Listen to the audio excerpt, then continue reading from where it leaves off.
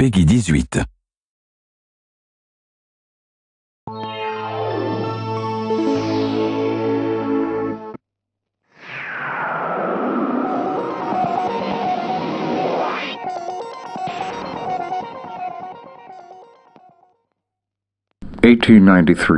The World's Columbian Exposition, a gathering of the greatest technological feats the world had ever seen. But one exhibit stood out above the rest, the floating city of Columbia.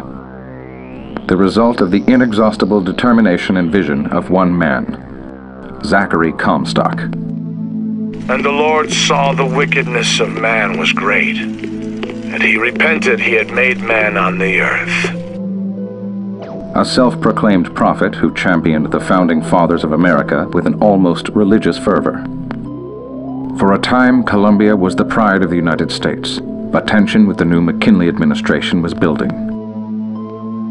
In 1901, that tension boiled over as Columbia, against the United States' wishes, put a violent end to the Boxer Rebellion in Peking, China. Congress demanded Columbia's immediate return to sovereign soil. Instead, the city seceded from the Union. In March of 1981, a mysterious building was found high in the Alps, a building that had fallen out of the sky. Inside, a treasure trove of Columbian artifacts, many of which may hold the key to unlocking the mysteries of Columbia, and others that raise new and troubling questions. What caused Columbia's secession? Where did it disappear to all those years ago? And most importantly, where is the rest of the city? Join us as we attempt to separate truth from legend.